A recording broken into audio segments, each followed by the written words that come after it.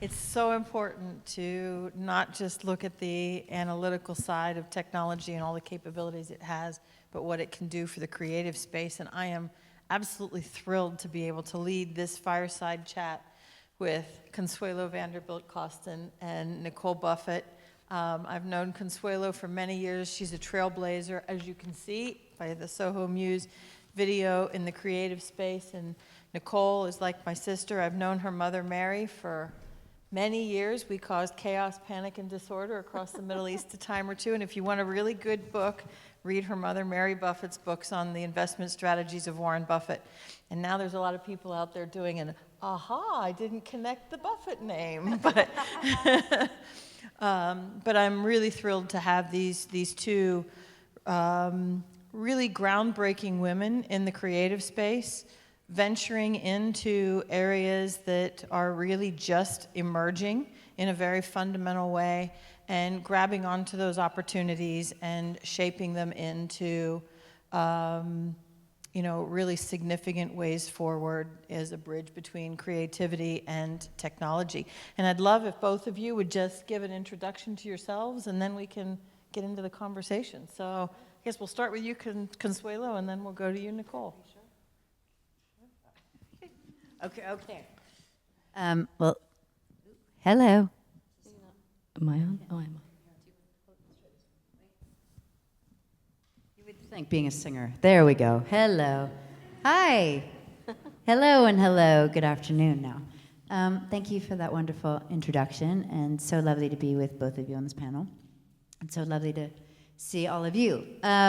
So my name is Consuelo Vanderbilt Coston. And for any of you who heard me earlier, I am a Billboard recording artist, and I've had the wonderful privilege of, I was signed to a major label called Sanctuary Records. And I want to kind of tell you a little bit about this, just so we kind of know about where the times are, which I think is so interesting. Sanctuary was completely funded by Iron Maiden's publishing catalog, which is extraordinary. There's a lot of people Googling Iron Maiden right now. I'm sure, right? But the world of the record industry and how the mechanics of the way in which things have been operating, like let's say there's only 3 labels that are really, really operating right now. The publishing industry is really what's helping to finance that. And that's actually both with the way the publishing and financing is working, it's really a huge commodity. It's extraordinary. So that kind of, anyway, it's really started for me at the age of 21. I was signed in London, and I had an extraordinary career of working with exceptional creatives around the world. My career started off in a genre kind of like trip hop, which was like the Dido vein, and I ended up having a 7-piece male rock band. Go figure. And from there, my first single from that album ended up staying on the charts for 18 weeks and went to number 16 in the Billboard charts. And that took me to the dance vein. So that's the beautiful thing about music. You never know. You could be in one genre, and it can take you into something completely different. And in that, and I was talking about this earlier, one of the things that I really experienced coming from a family of film and entrepreneurs, I felt very alone. I felt very alone as a female in a very male-dominated industry and kind of trying to navigate this world by myself. And really, it's scary right out there. And trying to find mentors and leaders in the space was something that was very daunting. So in the creation of SohoMuse, which was really built by a need and a void for freelance talent. So if that's, let's say, I'm looking to build a project, fashion show, music videos, feature films, that we cater to talent around the world and putting together the best projects for you. That's really what it is. And our younger tier is all based on mentorship, internship, and job opportunities for the young talent. So that's really, I don't know if that's just way too much information, but sorry for talking too much. But that's a little bit in a nutshell, kind of where I began and where we are today. Thank you, Nicole. Hi, I'm Nicole Buffett, founder of Nicole Buffett Studios, a company that incorporates digital assets, physical art, for social good. So I got into Web3 really pretty early on, and I was listed, my family and I joke about this, I was listed as an influencer, top 50 right at the beginning, and my dad and I said, I think all artists are actually like the original influencers. So yes, with that though, I really I've had the opportunity to create amazing projects that support different incredible causes. So I guess the first big piece of press that came out about me and my work in Web3 was LA Magazine, and the title was, can Warren Buffett's granddaughter's NFT save the dolphins? The answer to that is yes, and we created a fund a year later, and we created the first 3D holographic animation of a painting of dolphins that I had done for a friend, and then myself and other artists kind of got together and worked with the Open Earth Foundation, and all of the money, it was 100% no take, went to protect a sanctuary of dolphins off the island, Cocos Island near Costa Rica. So that's kind of was the kickoff for me, and it really just brought into a whole new light the power of art involved with finance and technology and that combination. So here I am continuing to do all of that. So it's really important as we look at a future of technology and STEM to recognize that we need to put that A in there and have that represent the arts. We all have different abilities. We think with different sides of our brain. We can't channel every single student into STEM professions because some of us are just more on the creative. Some of us, like I am, okay. Not me. Some of them are in the more creative space, and you can see what happens when you have a world of 8 billion people, and you're going to have people that have talents that have to be nurtured above and beyond traditional STEM. And it's so important that we have outlets for them and that we continue to evolve along with technology in the creative space. In my own family, I have a daughter who's a lawyer with a master's in trusts, a son, a Tar Heel son who's going to be a computer engineer, and then my youngest son can draw anything as he sees it and can't find a way forward in this very technical world for somebody that can draw. And that's almost heartbreaking to be able to see a struggle when you are so naturally good at something. So how do we bridge the gap between AI and the digital realm and still keep the humanity around arts intact as we move forward? Nicole? I think the key here is collaboration and partnership. When I first got into NFTs and Web3, it was super daunting. I didn't have a lot of people to help me, and that's the first thing I learned is, ask for help. Obviously, try as much as you can on your own, and I did it. I minted, I got on, set up wallets, and did a lot of tech stuff that I hadn't done before. But I guess going forward, what really has happened is it's really about team building and really understanding what you do best and what others do best, and being willing to work together. And I think that's really kind of the future of technology, is it's really like a whole nother, the technology of inclusion and collaboration. I would say that, and there's been so many wonderful people that have been speaking about this today. I think that, do I believe that AI is going to replace humans? No, I do not. Do I believe that AI is going to be effective in industries, that it's going to be helpful in many different areas? Yes. So if I'm going to give you an example of the way in which we are going to be using this for SohoMuse, as an example, we have a concierge system so that when you're coming into the site, depending on what you're interested in, where your job opportunities are right now, this is human beings that are doing this per city. So the next iteration of this is actually AI being able to come in, and it's intuitive enough for us to be able to say, you're interested in interior design, dance, music, and film. These are the people you connect with, these are the people you collaborate with, and these are the people, which is the job opportunities. That's a really efficient way that AI can service for our community, right? But do I believe in the long-term game? Do I think that it's going to replace? No, as I said, I think what it will do is I think it will become the efficient tool as it is, right, to make our life, just as technology does, to be more efficient. That's where I see it really moving. So you both started out as traditional artists. How has the digital realm now impacted the traditional art space? And how can we, migrate the traditional art space without losing the beauty of traditional art? How can we bring that over into the more digital space? Yeah, I mean, I think that it's really about, for me, for example, a project I'm working on where I could have worked with a bunch of different NFT platforms and places to exhibit, but they weren't interested in exhibiting the physical art that the digital art came from.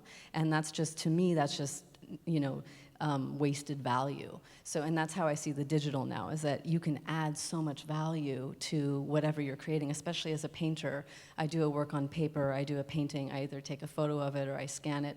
It becomes digital content that I can then, I can produce a piece of music and work with musicians, add that onto it, I can animate it, I can write about it. So it's really just about expansion of value and really embracing that. I would agree with you there too, and I think it's about travel, it's about efficiency, and I think that's, if we look into so many of the different creative sectors, whether that's film, whether that's being able to take your phone and being able to literally, build an entire project on your phone and then putting that and then streaming that as one example.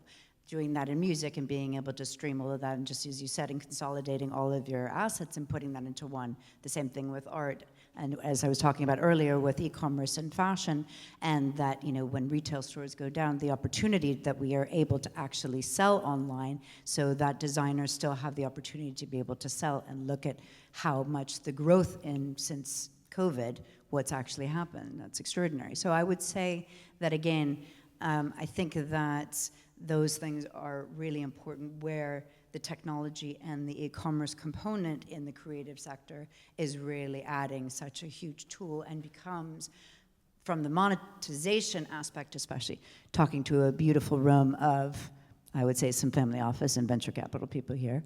Always important to be talking about that.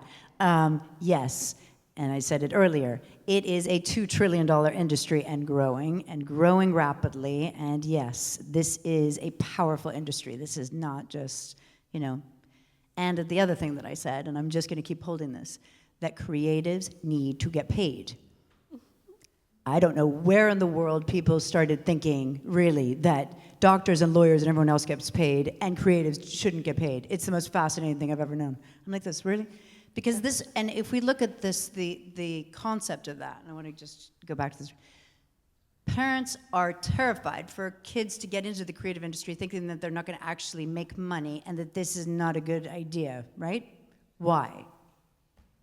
If we actually changed that narrative and we actually showed how profitable it actually can be, this is a great way to start. So we're building actually career days. That's one of the things we're doing, and going into schools and showing all the various different creative outlets and creative different educational jobs that one can actually have. So that's one of the things we're doing.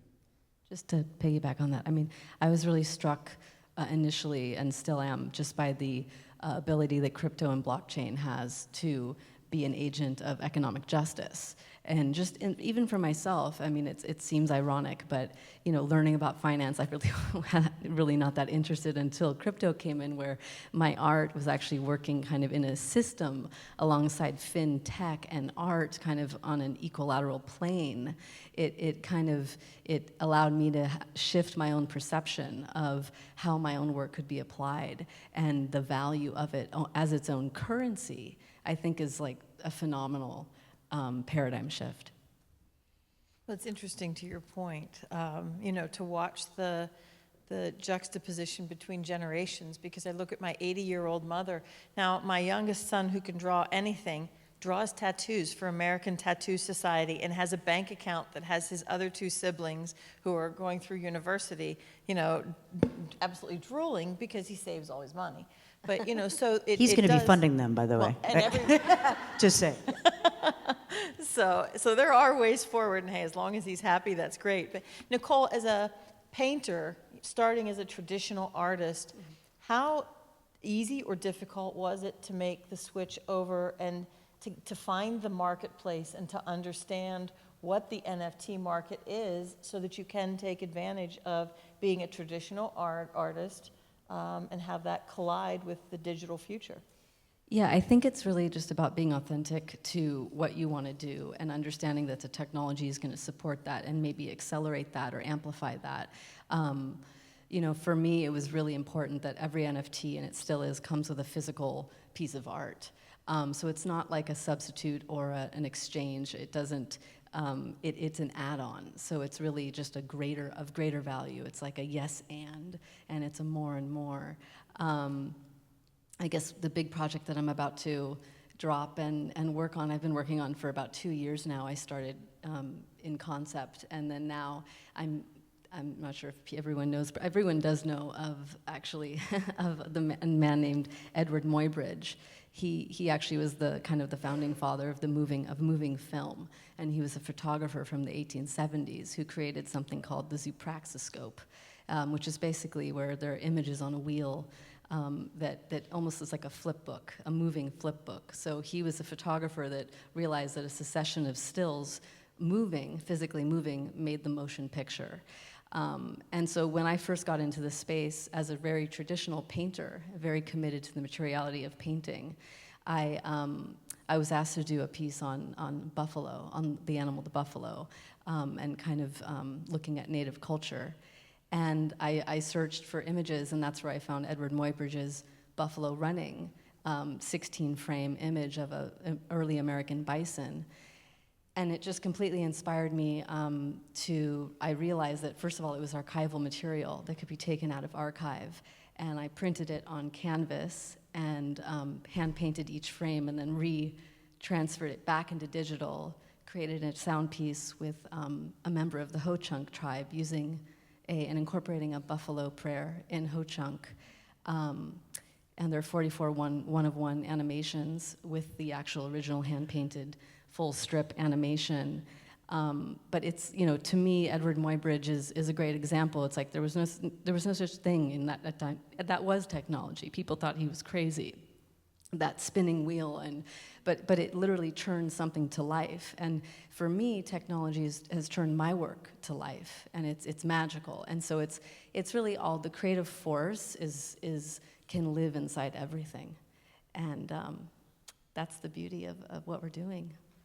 Love it. No, Consuelo, what you have created with SohoMuse is really the epicenter of a space for creatives to have a sense of community together, but for the greater world to be able to access the brilliance of creatives. Can you kind of take us a little bit through SohoMuse, where your idea came from, and what's the future of it? Thank you so much. That really means a lot. So initially, the idea came from, I would come home from the studio late at night. I'm like, what would a world be if a musician, a dancer, a writer, an actor could all connect and collaborate in real time in one space? And I kept seeing this vision. I'm like, you know, I feel lonely when I come home, and I want to be inspired. What would that world look like? And the idea really kind of kept, I would say, just, you know, 'cause as we all know, ideas, they spawn in one direction, and then they go into so many different directions. And what really started to happen was, you know, I was on tour, and you would lose a makeup artist in 24 hours. You'd lose a dancer in 24 hours. And this is not just a Consuelo problem. This is a reoccurring problem in the freelance economy. So it's, what do you do in different cities when you're losing talent in 24 hours? Well, management then has to go to agencies, and you've got what, you know, like, so if you're building a project, how frustrating is that? So there's only really the 10%, let's just imagine, of the William Morrises and the CAAs of the world that represent all the talents. Most creatives are multifaceted. So what does that mean? They're dancers, they're writers, they're actors, right? So they're doing many different things, which means that they probably have 3 to 4 different agencies that they're working with. So that means that they're having to update all their portfolio galleries, update all their materials, update all their... Who, as a creative, wants to spend their life in doing that? I don't think so. So I'm like, couldn't a world be where you actually get to consolidate, be the best of yourself, be all of yourself, and have the tools to make your life really efficient all in one place? So that really became kind of the beginning, and then we could cater and nurture to this, you know, kind of the best of the creative talent in the beginning. And then what I started to see is talking to younger talent, and as I had mentioned earlier about high school students and college students, they have a really hard time today in collaborating. They don't really know how to do it because why? They spend so much time on their phones, right? They don't really know how to interact. It's a really interesting, like if we think about it, they're spending so much time doing this that they're not really engaging. So it's like, how do we bring them out? How do we make them feel inclusive and to be included, right? So I'm like, well, if we can do that and we start to bring them into opportunities where they are being mentored, and so we built a whole ed tech side of the business, which has been the greatest gift on the planet. And so we have, for instance, the Nicole Millers of the world, some of the biggest fashion designers, to Academy Award-winning directors who are giving on-demand live classes. And you don't necessarily need to be of the A-list ilk to do this, but actually these are working creative professionals who are giving back and getting paid. Because my philosophy is what? Creatives do what? Thank you very much. Would they do what? I say it one more time, they get what? Thank you very much. So, as we said, creatives get paid. And so SohoMuse is all about creatives, big creatives, young creatives, all creatives in our world, in our orbit, getting paid.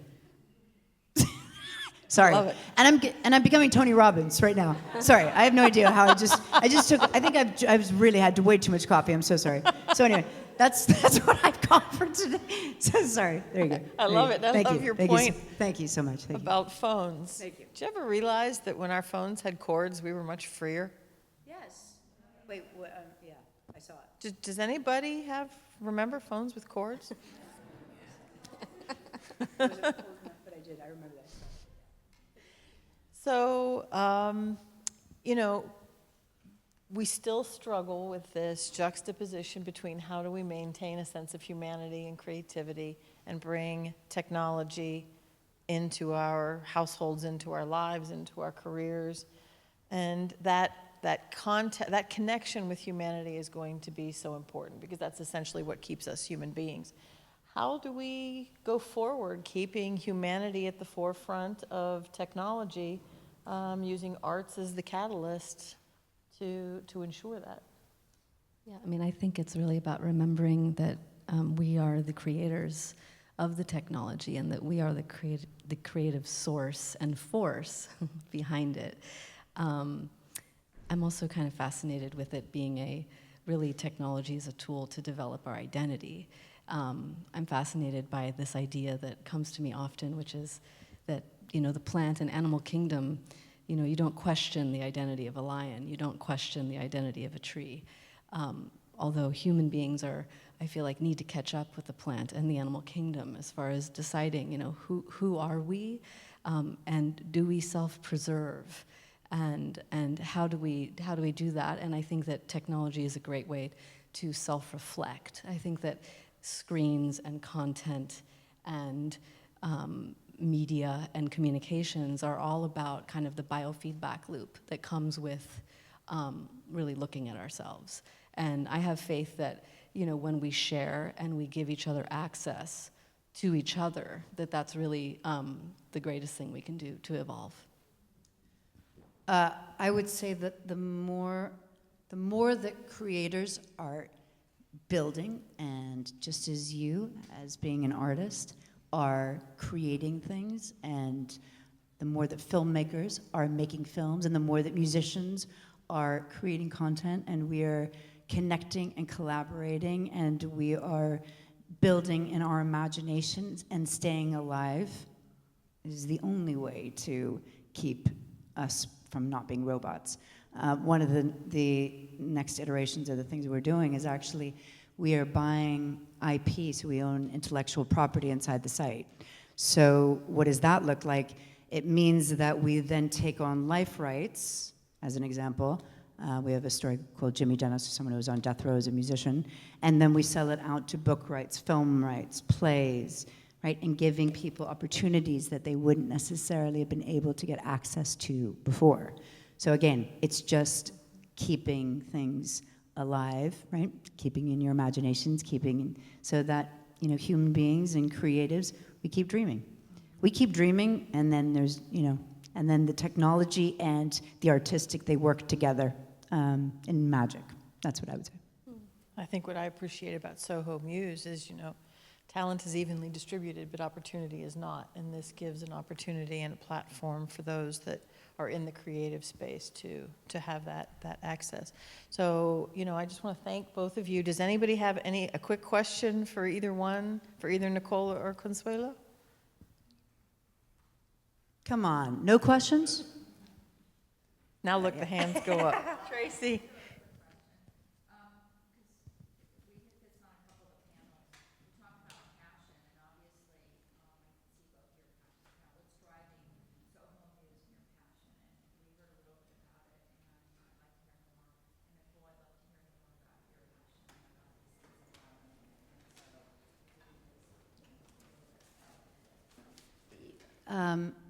Thank you. I love that question.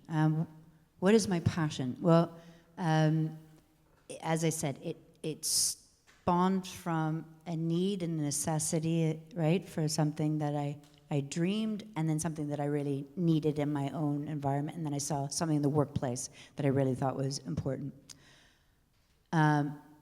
It was really hard and very challenging because there's so many skill sets that I didn't have, right? And being an artist, understanding about technology and working with engineers and all of those things that you have to learn. So I made the behavior of building SohoMuse kind of into musical notations. I'm like, how do I do this? Like, how to build teams? And that's just, there's so much about building a business, as we know.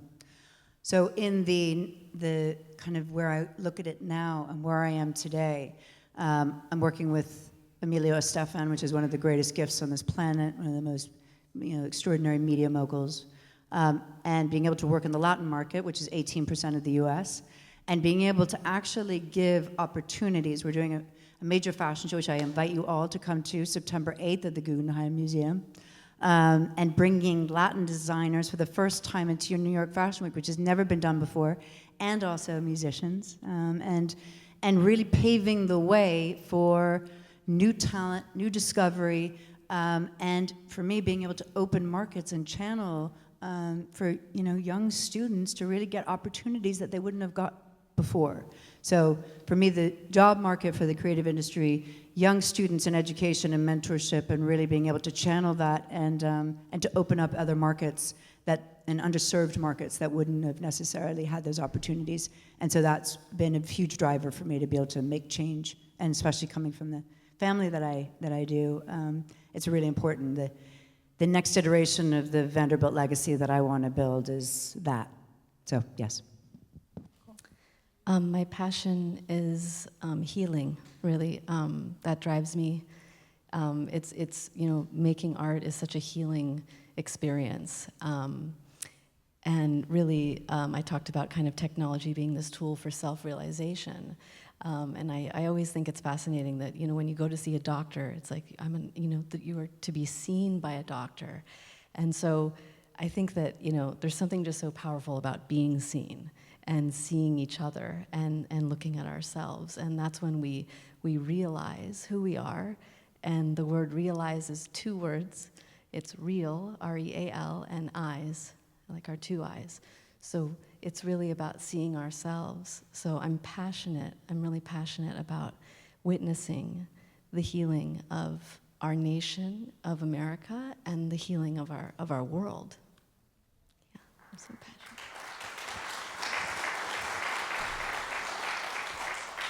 What do you say to that? So, nothing. Thank you both so much. It's been a pleasure to be able to moderate. Thank you so much. Thank you.